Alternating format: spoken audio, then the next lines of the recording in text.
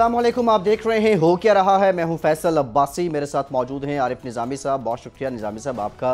इसके साथ ही साथ हमारे साथ मौजूद हैं जनरल रिटायर्ड अमजद शुएब साहब, मारूफ तज्ज़ियाकार हैं। जनरल साहब आपका भी शुक्रिया, आपसे भी गुफ्तगू करेंगे। अब से कुछ देर में प्रोग्राम में हमें पाकिस्तान के मारूफ एंकर और तज्ज़ियाकार मुनीब फ़ारूक भी ज्वाइन करेंगे, उनसे भी हम गुफ्तगू करेंगे। बहुत सी खबरें हैं, बहुत से मामलात हैं, लेकिन कुछ मामलात ऐसे हैं कि इनके तूल पकड़ने की वजह से पाकिस्तान के अवाम के मसाइल दबते जा रहे हैं। 18वीं तरमीम से मुतालिक पाकिस्तान के वज़ीर आज़म इमरान खान साहब ने कहा कि 18वीं तरमीम की वजह से विफाक दिवालिया हो गया है। अब से कुछ दिन कबल अपने प्रोग्राम में वज़ीर क़ानून पाकिस्तान बैरिस्टर फ़रूक नसीम साहब से जब हमने ये सवाल पूछा था कि क्या हुकूमत 18वीं तरमीम को रोल बैक करने से मुतालिक, इसमें कोई तब्दीली लाने से मुतालिक सोच रही है, उन्होंने क्या कहा था पहले ये जान लेते हैं, फिर इस पर गुफ्तगू करते हैं। 18वीं तरमीम की बात की तो 18वीं तरमीम की मुझे बात समझ में नहीं आ रही कि कम से कम कोई चीज़ होगी 18वीं तरमीम को रिवर्स करने की, तो कम से कम प्राइम मिनिस्टर लॉ मिनिस्टर को तो कहेगा कि जी इसको रोल बैक करो। कोई किसी किस्म का कोई डिस्कशन प्राइम मिनिस्टर की तरफ से मुझे इंस्ट्रक्शंस उन्होंने नहीं दी कि 18वीं तरमीम को रोल बैक करो या नहीं करो। जी निज़ामी साहब, ये शॉर्ट भी आपने सुना हमारे ही प्रोग्राम में। फ़रूक नसीम साहब कहते हैं कि 18वीं तरमीम को अगर रोल बैक करना होता तो वज़ीर आज़म कम अज़ कम मुझसे, मैं वज़ीर क़ानून हूँ, जिक्र करते। वजह क्या है? वज़रा और वज़ीर आज़म इनके दरमियान तालमेल नहीं है।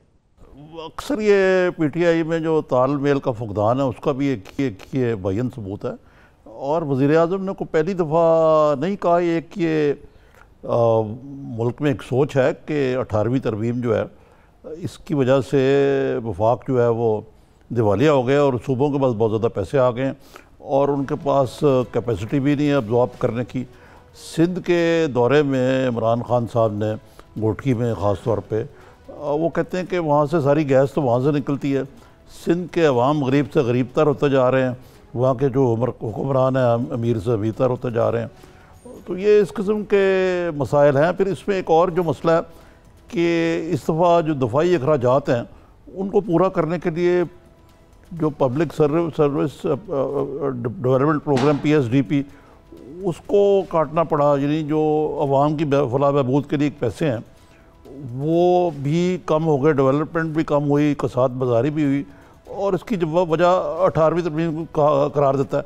तो अब ये जनरल अमजद शुएब साहब वेलकम, आप ये बताइए कि ये किस तरह इस मसले का हल निकल सकता है, आपका पर्सपेक्टिव क्या है इस पर?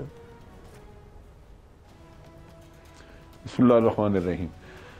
एक 18वीं तरमीम पे बाज़ चीज़ों के ऊपर एतराज़ात तो उठते रहे हैं, लेकिन ये हमें ज़हन में रखना चाहिए कि 18वीं तरमीम सबाए पार्लियामेंट के और कोई बदल नहीं सकता। उसमें तरमीम मज़ीद करने के लिए वही उतनी ही अक्सरियत चाहिए जो इस तरमीम के लिए शुरू में हुई थी, यानी 2/3 अक्सरियत हो तो तब होगा, और इस हुकूमत के पास वो है नहीं। लिहाजा इनके 5 सालों में तो मैं तवक्को नहीं करता कि ये कुछ कर सकेंगे, लेकिन इसके ऊपर तनकीद जारी रही। इसमें 2-3 इशूज़ जो आते रहे, एक तो तालीम के निज़ाम के बारे में कहा गया, दूसरा सेहत के निज़ाम में, और तीसरा ये कहा गया कि प्रीमेच्योरली जब हमने ये इंट्रोड्यूस कर दी, जैसे ही तरमीम हुई इंट्रोड्यूस कर दी, तो पहले कैपेसिटी बिल्डिंग नहीं की गई प्रोविंसेस की, जिसकी वजह से उनको मुख्तलिफ शोबों में सेहत वगैरह में भी और लॉ एंड ऑर्डर के मामलात में भी उनको मसाइल रहे।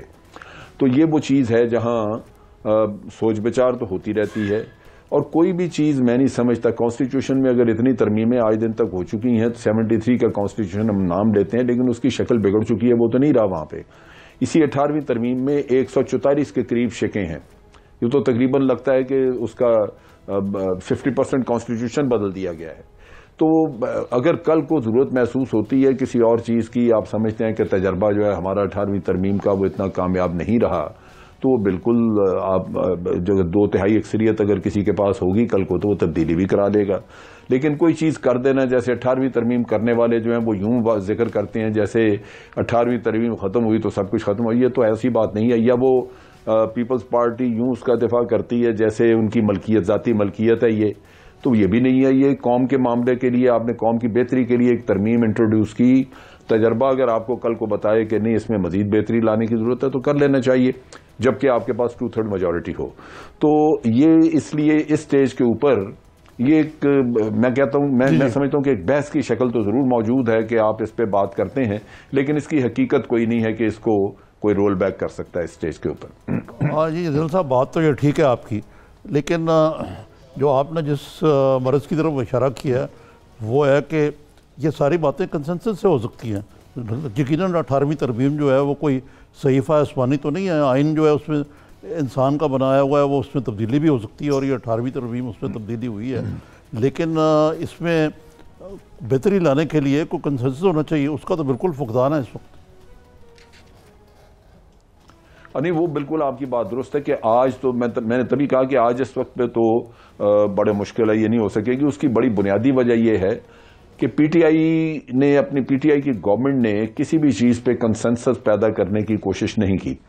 उनका जो स्टाइल है वो उसी तरह है जैसे एक कन्फ्रंटेशनल्स होता है और उसमें आप कह लीजिए कि रिडिक्यूल करना एक दूसरे को, वो चीज़ है वो काम नहीं आएगी। और कंसेंसस आज 18वीं तरमीम तो छोड़ दीजिए, आप बड़े नेशनल आपके इश्यूज हैं जहां आप नेशनल एक्शन प्लान के ऊपर एक नया कंसेंसस लाना चाहते थे, ख़ासतौर पे जहां मिलिट्री कोर्ट्स की बात की जाती है, या वहां पे ये इन्होंने अब IMF वगैरह के पास जाना है, वो भी पार्लियामेंट को ऑन बोर्ड लेना चाहिए था।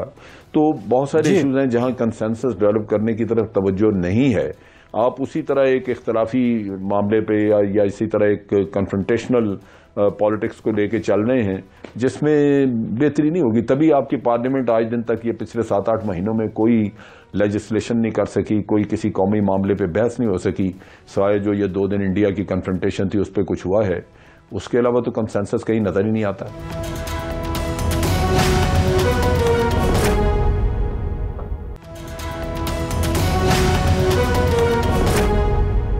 मुनीब फारूक साहब ने भी हमें ज्वाइन, मुनीब साहब से भी जान लेते हैं। मुनीब साहब पहले तो बहुत शुक्रिया आपके वक्त का। मुनीब साहब, मुख्तलिफ किस्म की बहस, बल्कि बहस से ज़्यादा ऐसे लगता है कि PTI और पीपल्स पार्टी के दरमियान कुछ मामलात तनाज़े की सूरत इख्तियार कर गए हैं। ये 18वीं तरमीम का जो मामला है, प्राइम मिनिस्टर कहते हैं इससे विफाक दिवालिया हो गया। आप नहीं समझते कि 18वीं तरमीम के बाद वो काम जो वफाकी हुकूमतों को करने चाहिए थे वो नहीं कर पाई और उसकी वजह से अब ये खमियाजा इस तरमीम पर डाला जा रहा है? बिस्मिल्लाहिर्रहमानिर्रहीम। सबसे पहले तो बहुत शुक्रिया है साहब, आपने वक्त दिया। देखिए, जहाँ तक बात 18वीं तरमीम के हवाले से है, अभी जो जन साहब फरमा रहे थे या जो निज़ामी साहब फरमा रहे थे, देखिए बड़ी ही सोच के साथ और मेरे ख़्याल में काफ़ी लंबी डिलिब्रेशंस के बाद ये तरमीम की गई थी। और इसके अंदर अगर मुझे याद है तो काफ़ी एक बड़ी तादाद थी आइन के आर्टिकल्स की जिसके अंदर रद्द-बदल की गई, उसमें कंकरेंट लिस्ट का भी हवाला था, बहुत सारे ऐसे मामलात थे जो किए गए। हाँ, ये बात एक फ़ैक्ट है कि 18वीं तरमीम के पास होने के बाद जब मामलात सूबों के पास आए, उसमें से सेहत के मामलात भी थे, हॉस्पिटल्स का निज़ाम था, वहाँ पर ज़रूर फ़र्क पड़ा। वफाक के ज़ेरे जो हॉस्पिटल्स थे वो शायद बेहतर तौर पर फंक्शन कर रहे थे, लेकिन ये कोई उज़र नहीं है जिसकी बिना पर आप ये कहें कि नहीं एक डेवोल्यूशन सिरे से ही गलत हुई थी। जो स्पिरिट था 18वीं तरमीम का, मेरे ख़्याल में वो मौजूद था। अब क्योंकि इसके अंदर मैं ये मेरे ख़्याल में कहना चाहूँगा कि जो प्रॉब्लम है वो सिर्फ़ जो सियासी जमातें हैं या हुकूमत पाकिस्तान है उसको नहीं है, और भी कंसर्न क्वार्टर्स हैं जहाँ पर जो जिनका डायरेक्टली ताल्लुक़ लॉ एंड ऑर्डर से है, उनके कंसर्न्स हैं। जिस तरह आपने देखा सिंध के अंदर एक बड़ी तवील बहस रही रेंजर्स के इख्तियारात के हवाले से, वहाँ पर वफाक अपना असर्ट करता था रेंजर्स के साथ जो कराची ऑपरेशन था वहाँ पर एक अपने मामलात थे, प्रॉब्लम रहा और वो हम ज़ेरे बहस भी रहा। टॉक शोज़ होते थे कि अब स्पेशल पावर्स मिलेंगी रेंजर्स को या नहीं मिलेंगी, सिंध हुकूमत किस तरह से उसके ऊपर एक्ट करेगी। इसी तरह लाइकवाइज जब पंजाब में जो एक ऑपरेशन रेंजर्स ऑपरेशन शुरू करना था उसके ऊपर भी बड़ी बहस रही। ये ज़रूर कंसर्न ज़रूर रहे हैं, लेकिन इसका हल ये नहीं है कि वज़ीर-ए-आज़म पाकिस्तान जो कि माजी में देखा जाए तो 18वीं तरमीम को सपोर्ट करते रहे हैं, वो कि ये हमारे लिए कोई हैरानी की बात नहीं है कि वो आज अक्सर उनका जो मौक़िफ़ है वो बदल गया है। लेकिन जिस तरह अभी निज़ामी साहब भी फरमा रहे थे, कंसेंसस के बगैर एक काम जो हुआ कंसेंसस से है, अगर आपने उसे अमेंड करना है या स्लाइटली अनडू करना है तो उसके लिए भी आपको सियासी जमातों की कंसेंसस लानी पड़ेगी। ये किसी दफ्तर में बैठ कर नहीं हो सकेगा, ये होगा बहरहाल पार्लियामान के अंदर ही। और मुनीब साहब, ये जो कंसेंसस की आप बात करते हैं, मैंने भी काफ़ी देर से ये देख रहा हूँ, ये जो मुख्तलिफ हुकूमतें 80s की भी महाजराई देखी है। जी सर, ये जो इस वक्त महाजराई ये बढ़ती नहीं जा रही, कुछ देखिए बियॉन्ड कंट्रोल चली गई, स्पिनिंग आउट ऑफ कंट्रोल। अब ऐसे चीज़ें मसलन देखें, आज मिलिट्री कोर्ट एक्सपायर हुए हैं, कोई इत्तेफाक राय नहीं है उसमें। जनरल साहब ने भी जिक्र किया उसका भी। देखिए एक बहुत बड़ा इशू जो लग रहा है कि जी जो प्रोवोकेशन दी जाती है हुकूमत की तरफ से और दी जा रही है रिसेंटली, अगर आप देखें, अगर उसका बड़ा सिंपल सा फार्मूला है, ऑपोजिशन के लिए एक वो इरिटेट हो रही है, या PMLN है या पीपल्स पार्टी है कि जी हमें चोर डाकू कहा जा रहा है, एहतसाब को तहरीक इंसाफ ओन कर रही है। तहरीक इंसाफ कहती है जी हमारा ताल्लुक कोई नहीं है।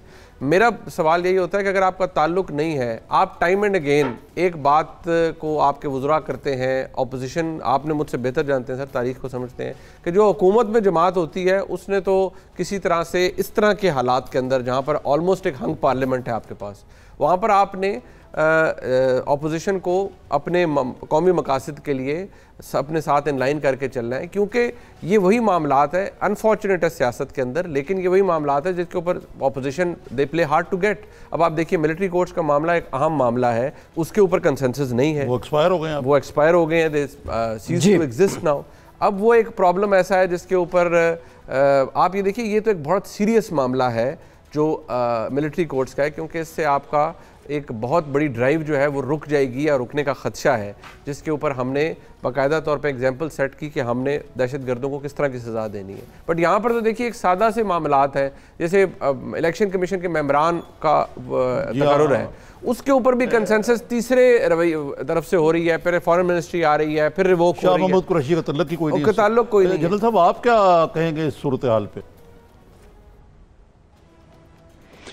देखिए, मैं समझता हूं कि हुकूमत को होश के नाखून लेने चाहिए, कंसेंसस की तरफ बढ़ना चाहिए। ये जरूरी नहीं कि 18वीं तरमीम ही हो, और बहुत सारे इश्यूज हैं जिनके ऊपर आपको ज़रूरत है। और मैंने जैसे कहा कि 8 महीने की परफॉर्मेंस पार्लियामेंट की बहुत ही मायूस कुन है, तो उसके लिए आपको ज़रूरत है कि आप लोगों को साथ लेके चलें। मैं आपको एक दो मिसालें देता हूँ। अभी जैसे खुदशी शाह साहब के एक बयान के बारे में फवाद चौधरी ने अभी ट्वीट किया, और उसमें उन्होंने कहा जी कि ये अदारे जितने बर्बाद हैं, या इनको जो दीमक लगा हुआ, उस दीमक का सबसे बड़ा कीड़ा जो है वो खुर्शीद शाह है।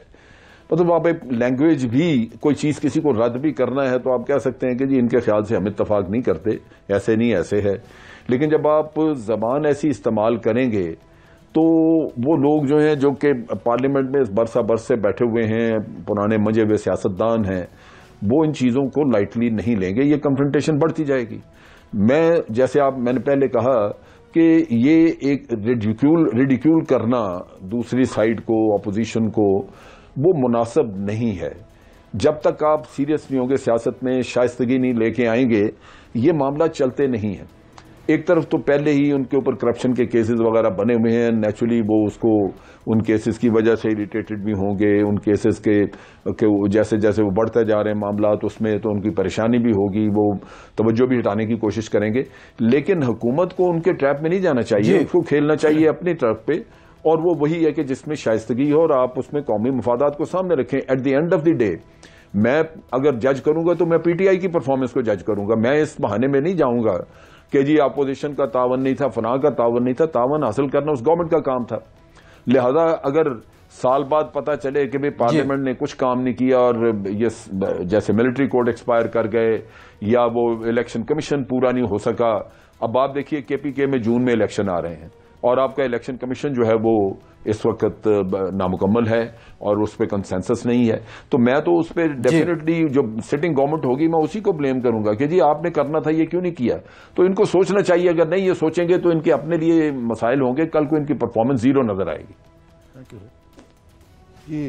जी ठीक है, एक ब्रेक लेना है जनरल साहब। ब्रेक के बाद जब वापस आएंगे, एक तो आपने कहा कि 8 महीने में पार्लियामेंट की कारकर्दगी मायूस कुन है, आप इससे मुतालिक भी बात करेंगे। दूसरा, प्राइम मिनिस्टर ने कहा कि हम किसी को छोड़ेंगे नहीं। एक जानिब हुकूमत ये कहती है कि इस एहतसाब से जो नैब की कार्रवाइयाँ हैं इससे हुकूमत का कोई ताल्लुक नहीं है, लेकिन दूसरी जानिब हुकूमती वज़रा का ये कहना कि छोड़ेंगे नहीं या प्ली बार्गेन की ऑफ़र देना, इसके ज़रा कानूनी तकाज़े क्या हैं, कानून इससे मुतालिक क्या कहता है। ब्रेक के बाद इस पर बात करते हैं। हमारे साथ रहिए।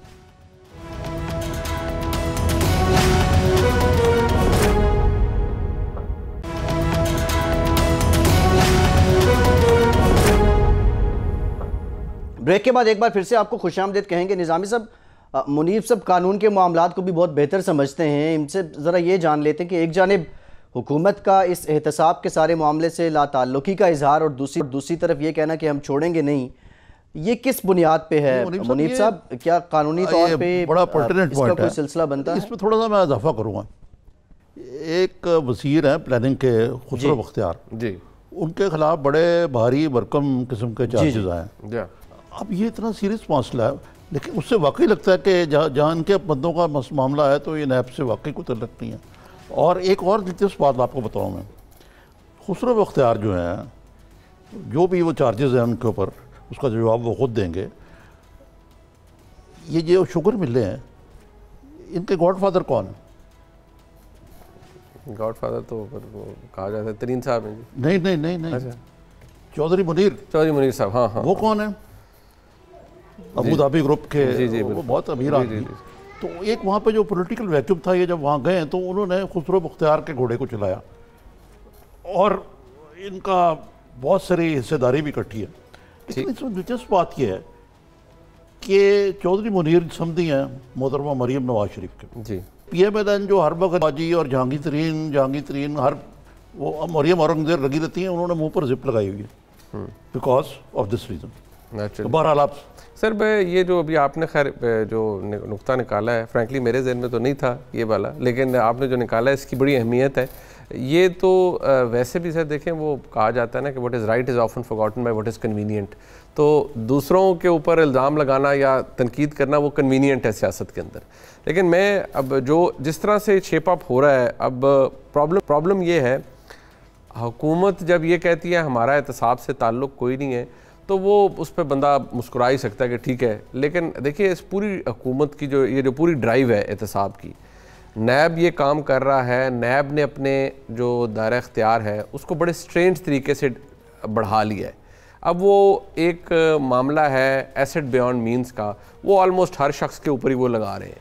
अब ये खुसरो बख्तियार साहब वाला जो मामला है, देखिए मैं समझता हूँ खुसरो बख्तियार साहब को वो एक बहरहाल फेडरल मिनिस्टर हैं, उनकी एक सियासी शख्सियत है, बैकग्राउंड भी है, उनको अपनी पोजीशन वाज़े करनी चाहिए। और हुकूमत के अंदर हुकूमतों में रहे हैं, कभी एक जमात के साथ जनूबी सूबा महाज के गॉडफादर जो महाज पता नहीं कहाँ गया बस वो हर दफा आता है, इक़्तिदार के बाद ख़त्म हो जाता है। देखिए मसला ये है कि उनको एक तो अपनी पोजीशन वाज़े करनी चाहिए उनके, और हमारी सियासत के अंदर बदकिस्मती ये है कि लोग फौरी तौर पर जजमेंट्स पास कर देते हैं। ये नहीं होना चाहिए, उनको मौका पूरा मिलना चाहिए। लेकिन ये बात फैक्ट है कि अगर आप इस वक्त हुकूमत में बैठी हुई बहुत सी शख्सियात के बारे में, उनके कारोबारों के मामले में, उनकी फ़ाइनेंशियल मामलात हैं, उनके बारे में अगर सवाल उठाएंगे तो बहुत सी शॉकिंग रेवलेशंस होंगी। लेकिन ये बात फैक्ट है कि जहाँ पर जिसको एक्सपेंडेबल समझा जाता है हुकूमत में, उसको फिर आगे कर दिया जाता है कि ठीक है वो नैब के सामने आ जाए और फिर नैब उसे रगड़ा दे। अली खान, जी हाँ, वो मतलब एक्सपेंडेबल बन गए। अब वो किसके लिए बने हैं, वो मतलब एक अपनी वो। लेकिन खुसरो बख्तियार तो वज़ीर आज़म के फेवरेट हैं जी, वो फेवरेट भी हैं खुसरो बख्तियार साहब। अब मैं जो जितनी मालूमात आपके पास है उस आर्टिकल को पढ़ के उतनी मालूमात हमारे पास है। अब इसका सोर्स क्या है, मेरी थोड़ी ज़्यादा इसलिए कि बरखुरदार है मेरे, आप बड़ी इज्जत करते मेरे, और मैं भी उनकी बड़ी इज्जत करता हूँ। लेकिन ये मामला क्योंकि एक कसूटी है, मैं समझता हूँ कि ये क्योंकि वो वफाकी वज़ीर हैं, बनता यही है कि उन्हें अपनी पोजीशन वाज़े करनी चाहिए। और ठीक है, अगर वाकई बहुत अबव बोर्ड है वो, तो उन्हें चाहिए कि फिर अपने कह दें कि नहीं मैं तहकीकात के लिए तैयार हूँ, जो भी तहकीकात करना चाहिए। जी जनरल साहब, ये तो सूरत हाल ऐसी है, आपको पता देखिए बिल्कुल बात दुरुस्त है जी, बात दुरुस्त है। खुसरो बख्तियार के ऊपर काफ़ी दिनों से ये बातचीत चल रही है, तो अब तो मेरा ख्याल है खुल के बात हो रही है। और जब आपका नाम लेके बात की जाए फिर भी आप जवाब ना दें तो वो तो मुनासिब नहीं है। और मेरा अपना ख्याल है कि इसमें इमरान खान साहब को कहना चाहिए कि जी आप वजाहत दें, क्योंकि ये हुकूमत की बदनामी है। जैसे भी मुनीब बात कर रहे थे कि इस हुकूमत में कई लोग ऐसे हैं, जब आप सिर्फ एहतसाब की नाम पे हुकूमत में आए हैं तो फिर आपके अपने लोगों के ऊपर अगर उंगलियां उठें तो या तो उनका एहतसाब हो, अगर नहीं होता तो कम अज़ कम वजाहत तो दें ना, बताएं कि जी क्या मसला क्या है। तो उस लिहाज से बात दुरुस्त है। और मेरा अपना एक और जो मेरी राय है वो ये है कि मैं समझने से कासर हूँ कि इमरान खान वगैरह कोई ये बार बार एक ही राग क्यों अलापते हैं कि जी छोड़ेंगे नहीं, पकड़ लेंगे, जाने नहीं देंगे? क्या ये कर सकते हैं जो लोग कन्विक्टेड हैं, क्या वो अदालतों के बगैर छोड़े जा सकते हैं, अदालतों के ऑर्डर्स के बगैर? या जिनके केसेस अदालतों में चल रहे हैं क्या वो बरी जिम्मा हो जाएंगे अदालतों की बरियत के बगैर?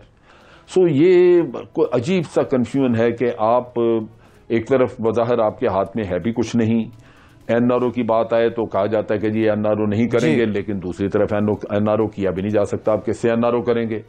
क्या केसेस अदालत में हो या नैब में हो तो एनआरओ का कोई तरीका मौजूद पे? जो पुराना एनआरओ किया गया था वो तो अदालतों ने स्ट्राइक ऑफ कर दिया।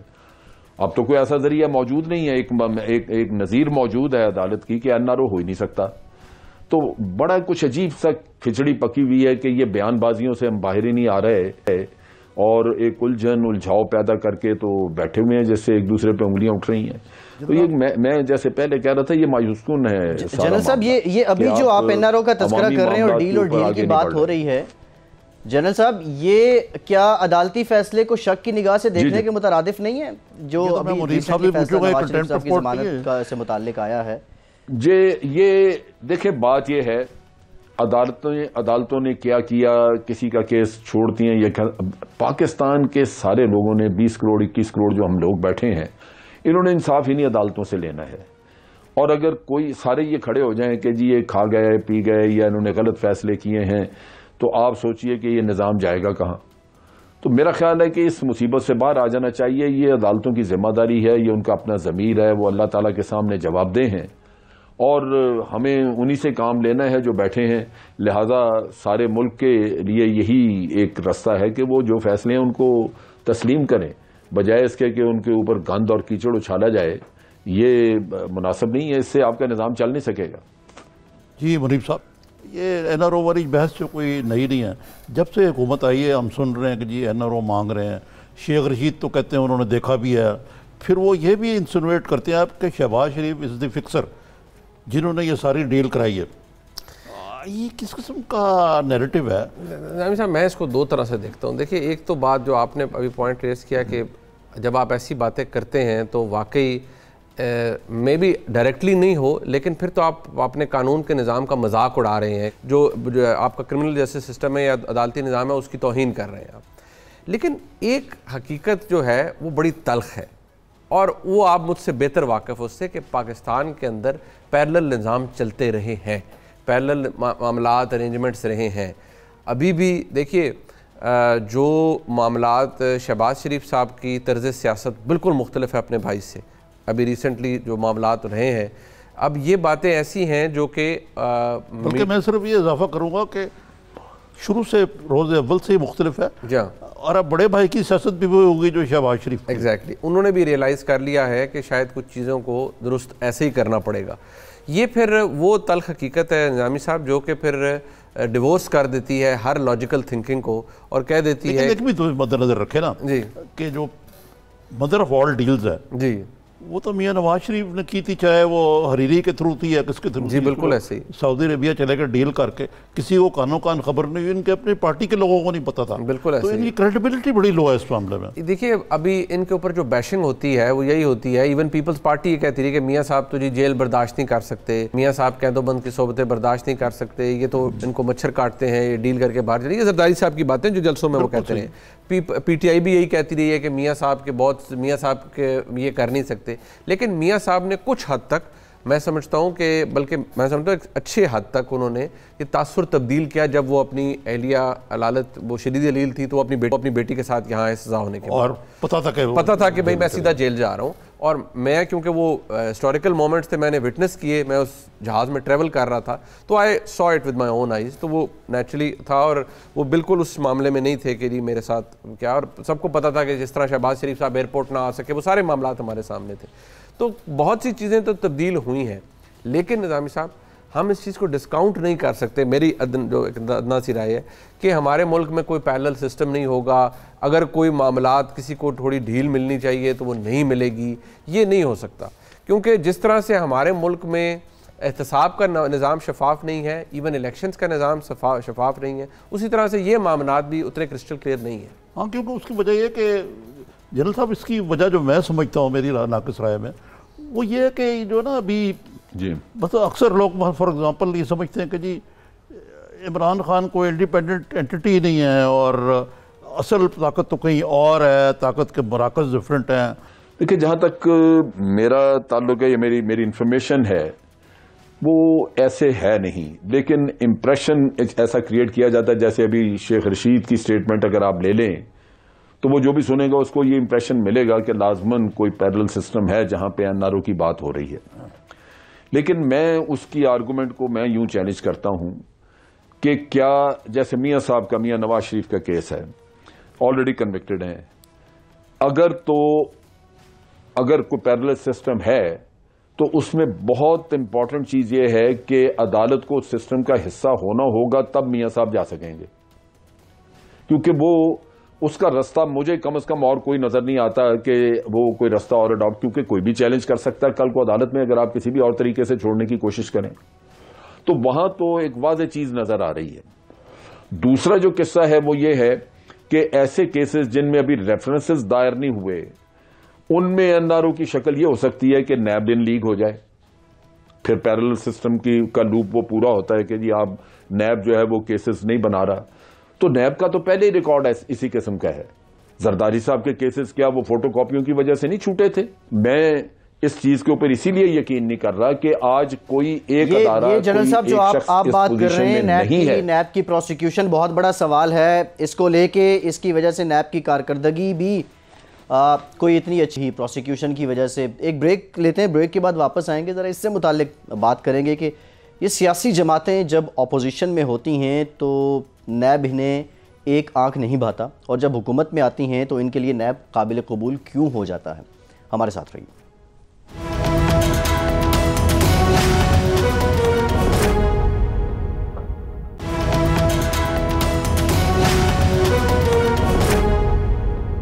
ब्रेक के बाद एक बार फिर से प्रोग्राम में आपको वेलकम करते हैं। निज़ामी साहब, एक केस छोड़ के, नवाज शरीफ साहब वाला केस छोड़ के, जब उनकी हुकूमत थी और फिर उन्हीं को अपनी जमात की हुकूमत के दौरान ही सज़ा हुई, उसके अलावा हम देखते हैं कि डॉक्टर आसिम का केस ले लें या और केसेस ले रहे हैं, अपोजिशन में जो जमातें होती हैं वो हमेशा से नैब पे तहफ़्फ़ुज़ात का इजहार करती रही हैं, लेकिन जो हुकूमती जमात होती है वो इसको कबूल कर रही होती है। इसके पीछे क्या सिलसिला है? ये कहानी इतनी गंभीर क्यों है? ये देखें, नैब जो है एक कानून बनाया तो मुशर्रफ ने था ना, ये नैब का जो है, और ये कानून पाकिस्तान के मरोजा कानून में, अभी मुनीब साहब से पूछना चाहूँगा, ये है कि you are guilty unless proven otherwise, इसलिए पकड़ के आपको पहले वो अंदर कर देते हैं, बाद में अगर कहें कि जी कुछ नहीं है तो वो अदालतें छोड़ देती हैं उनको। और इसका मकसद तो था PMLN को तोड़ना और उससे क्यू बनाना और पेट्रियट बनाना पीपल्स पार्टी से। ये मेरा नहीं ख्याल कि एहतसाब के बारे में कोई सीरियस चीज़ थी जो अब ये करने की कोशिश कर रही कि मुनीब साहब। देखिए, दुरुस्त फरमा रहे हैं साहब, इसकी अगर आप बुनियादी देख लें तो इस कानून के अंदर बुनियादी सुकून है। देखिए यहाँ आप एहतसाब अदालत के पास कोई इख्तियार ही नहीं कि वो किसी की बेल ले सके। आपको क्योंकि एक स्पेशल लॉ है, आपको रिट फाइल करनी पड़ती है हाई कोर्ट के अंदर, उसमें भी वो आपको मिले रिलीफ या ना मिले, और रिमांड 90 दिनों का जो है उसके अंदर तो बेल आपको मिल ही नहीं सकती। कुछ बुनियादी सुकून तो इस कानून के अंदर है, और जब तक सियासी जमातें से तब्दील नहीं करेंगी या इसके अंदर कोई ऐसे कम अज़ कम वो मामलात जो कानून के आइन के टच स्टोन्स पे पूरे उतरते हैं नहीं लाएंगे, तो ये चीखें निकलती रहेंगी सबकी। प्रॉब्लम ये है आज की, तो मैंने जैसे पहले अर्ज़ किया कि इवन हुकूमत के अंदर जो लोग हैं, जो तो एक्सपेंडेबल्स हैं, वो तो बेचारे भुगत रहे हैं, लेकिन ज़्यादा रगड़ा लग रहा है अपोजिशन को, नून हो या पीपल्स पार्टी हो। अभी जो मौजूदा हुकूमत है इसके अंदर जो लोग बैठे हुए हैं वो स्टेटस को की सियासत से, उनमें बहुत सी शख्सियात हैं जो अटी हुई है, और वो अपने मामलात करते हुए भी बाज नहीं आएंगे, लेकिन उनको पता चलेगा 5 years डाउन द लाइन अगर नैब का कानून यही रहा तो 5 साल के बाद इनमें से कुछ वज़रा, कुछ मुशीर, कोई ब्यूरोक्रेट इसी नैब के आगे सामने आएगा और फिर ऐसे ही कानून का शिकार होगा, जहां पर 90 डेज़ का रिमांड है, कोई क्वेश्चन नहीं है। और आप ये देखिए कि इस कानून की तशरीह करते हुए सुप्रीम कोर्ट ने वाज़ेह कर दिया है, और नैब के पास अब लामहदूद इख्तियारात हैं कि अगर इस कानून की मौजूदगी में अगर नैब के पास सफिशिएंट एविडेंस है तो बगैर इजाजत के वो आपको पकड़ सकते, नो क्वेश्चन आस्क्ड, पकड़ने किसी को। और ये जो एसेट बियॉन्ड मीन्स वाला है, किसी को भी आप उठा लें और आप 90 दिन के अंदर तो फिर जो हमारे मुल्क में निज़ाम है और जो नैब की कहानियाँ आप सामने आ रही हैं, ये तो किसी सरकारी अफसर किसी सियासतदान को आप उठा लें, 90 दिन की आप उसको वो रिगरस किस्म की वो अंदर उसकी वो इम्प्रिजनमेंट ही है, आप उसको रखें, सिक्लूडेड रखें, कोई भी शख्स टूट जाएगा और वो जो नहीं भी मानना होगा वो भी मान के बैठ जाएगा। मैं ये नहीं कह रहा कि एहतसाब का निज़ाम नहीं होना चाहिए, लेकिन आप इस इदारे की जो जड़ है आप वो देखिए कि लोग इस इदारे के अंदर ऐसे लोग हैं। जनरल साहब आप कुछ कहना चाह रहे थे? जी एग्जैक्टली मैं ये कह रहा था कि ये जो इम्प्रेशन हम देते हैं कि रगड़ा सिर्फ ऑपोजिशन को लग रहा है, मैं उसको थोड़ा मुख्तलिफ निगाह से देखता हूं। देखिए, पनामा का केस आया था बाहर से और फेक अकाउंट्स का केस भी ऑस्ट्रेलिया से आया। ये चैप्टर खुले और हैं गंभीर ये चैप्टर। इसमें ये खराबी जहां पे है, जब ये मियां नवाज शरीफ साहब के वक्त में पनामा का किस्सा आया था तो आपको याद होगा कि उसमें तकरीबन कोई मेरे ख्याल 345 लोगों के नाम थे, काफी ज्यादा लोगों के नाम थे, लेकिन किसी के खिलाफ हुकूमत ने कोई इंक्वायरी नहीं खोली उस वक्त भी और आज भी नहीं खुली। खराबी वहां पे है कि ये जो लोग उसमें शामिल थे वो सारे ही, उनको क्वेश्चन तो होना चाहिए था ना कि उनका क्या जराए उनके आमदन के थे, जहां पे वो बाहर कंपनियां उन्होंने खोली और एसेट्स बनाए बाहर जाके। हमें कम से कम मेरे नॉलेज में नहीं है कि उनकी क्या तहकीकात हुई या नहीं हुई और उनका नतीजा क्या निकला। ये एक तजाद है, वो हमें ये मुतालबा करना चाहिए था कि उसमें जितने लोगों के नाम थे उन सबको आपने आगे लेके आना था। ये हुकूमत का फर्ज है। यानी मियां साहब का केस तो ठीक है, हो गया क्योंकि बाहर से आया और उसमें मैं नहीं समझता कि आप मैं या कोई और मुलव्वस था। इसी तरह ये जो बैंक अकाउंट्स का किस्सा है इसमें भी, लेकिन जीआईटी ने बैंक अकाउंट्स वाले किस्से में भी 176 लोगों के नाम लिए हैं। उनके बारे में क्या हो रहा है? जब तक पूरा उसका नेटवर्क पूरा आप नहीं काबू करेंगे तो इक्का दुक्का आदमी लोग जो हैं वो ठीक है, somebody can be head of the network, लेकिन सिस्टम तो साफ तभी होगा जब आप पूरे नेटवर्क को पकड़ेंगे। तो ये खराबी है इस चीज में, जहां मैं समझता हूं कि हुकूमतों की कोताही है और आज की हुकूमत भी कोताही कर रही है। नारे बहुत लगा रहे हैं लेकिन इनको अपने अदारे यूज करने चाहिए थे और बाकियों के खिलाफ भी रेफरेंसेस बनाएं जो कि उसका हिस्सा हैं उस स्कैंडल का। जनरल साहब, मैं एक और ये जो मुल्क की सिक्योरिटी सूरत है, ये आज मिलिट्री कोर्ट्स जो हैं वो आज या कल गुज़श्ता रोज़ एक्सपायर हो गए थे। एक मसला ये है, FATF के मामलात को इतने अच्छे नहीं गए अभी जो हुआ है, हमारी जो एक्सटर्नल सिचुएशन है वो भी इतनी अच्छी नहीं। तो अगर ये सारा मामला देखें तो इसके जो जुमला ख़तरात हैं, ख़ास तौर पर जो मिलिट्री कोर्ट्स हैं, अभी मुनीब साहब ने भी ये कहा, ये इस पर तो कुछ इत्तफाक़ राय हो जाना चाहिए, नहीं तो बहुत मुश्किल होगी क्योंकि जो हमने गेन किया है इतना, ये जो मुरवजा कोर्ट्स हैं ये तो अभी इनके में ना कैपेसिटी है ना गट्स हैं इतने कि ये लोगों को नैप कर सके। देखिए, ये पहले भी आर्मी की तरफ से ये डिमांड नहीं थी कि आप मिलिट्री कोर्ट्स बनाएं और अब भी नहीं है। तो अगर ये लोग आके सारे सिस्टम में किसी न किसी जगह पे अगर छूट सकते हैं तो ये मिलिट्री कोर्ट का बनाना जो है वो आपके लिए कोई इतना सूदमंद नहीं है, क्योंकि ये सिस्टम जो है ये ना मिलिट्री कोर्ट है और ना ही सिविल कोर्ट्स है। ये आपने एक हौच पौच मिक्सचर सा बना के रख लिया जिसकी वजह से आपको डिफिकल्टीज आ रही हैं। तो इसलिए आर्मी इसमें ना तो कोई ऐसा पुश करेगी कि जरूर आने चाहिए। तो ये असल में हमें सारा सोचना है कि इस गैर मामूली सूरत हाल को हम कैसे देखेंगे। आप देखिए कि जो दहशतगर्द जिसको रेड करके पकड़ा जाता है, उसको पकड़ने वाले और उसने आगे से फायर किया, वो सारे लोग हैं जो कि बैटलफील्ड में थे, वो वहीं रहते हैं, वो एविडेंस नहीं बनता, वो गवाह नहीं होते। गवाही आपको बाहर सूरत वहां पे इसी तरह लेनी पड़ती है कि उनकी स्टेटमेंट्स वगैरह रिकॉर्ड आपने की, गवाह मौजूद हैं लेकिन वो जंग में कहीं मौजूद हैं वहां पे।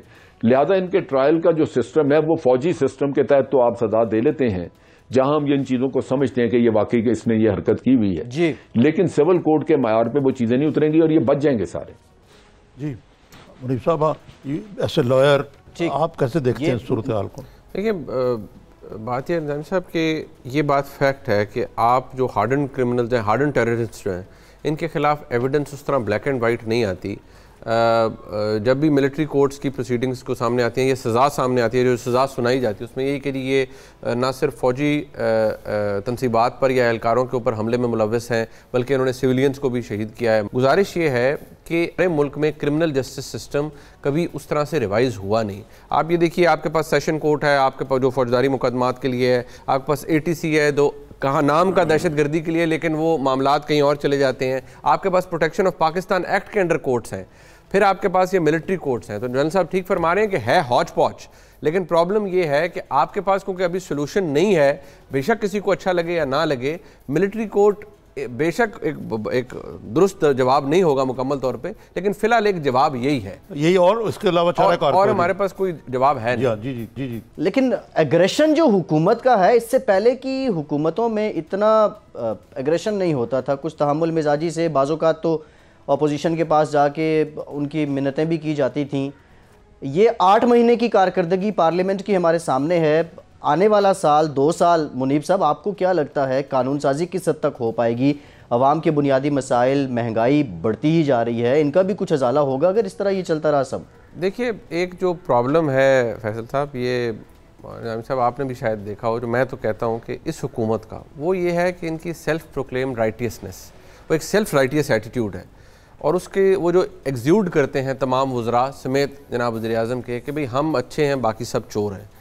जब ये रवैया आप हुकूमत के अंदर इख्तियार करते हैं तो फिर ये उसी सूरत में इख्तियार हो सकता है कि आपके पास बड़ी तगड़ी हुकूमत हो, जो नहीं है, 2/3 मेजॉरिटी हो, आपके पास सेनेट में भी अक्सरियत हो, आप हर एक को हेड ऑन लेके we will not be blackmail. अब मसला ये है कि इस काबीना के अंदर वो लोग हैं जिनका माजी है, इस हुकूमत के अंदर वो लोग हैं जिनके बारे में वज़ीर-ए-आज़म के खुद अल्फाज कहे गए हैं और उनका भी एक माजी है। आप ऐसी सूरत हाल के अंदर हर एक को हेड ऑन नहीं ले सकते टेक्निकली, लेकिन प्रॉब्लम यह है तहरीक इंसाफ का, वो ये समझते हैं कि भाई हमारा तो जो मैंडेट है वो तो यह है एंटी करप्शन, और हमारा तो यही है कि हमने चोरों लुटेरों को पकड़ना है, तो अगर हम ये करेंगे 100 भी 8 को नाराज होता है तो इससे कोई फर्क नहीं पड़ता। जनरल साहब, योर क्विक टेक।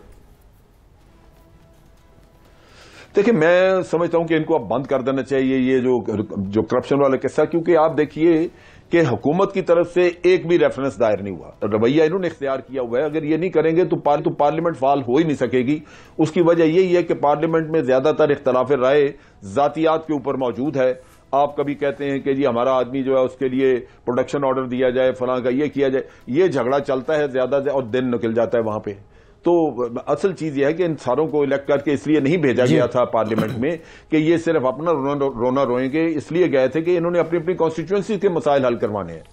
तो ये बड़ा दुख है, ये मेरा ख्याल आवाम को भी समझना चाहिए। जब तक इनके ऊपर भरपूर क्रिटिसिज्म नहीं आएगा हर तरफ से, ये रवैया बदलता हुआ मुझे तो नजर नहीं आता।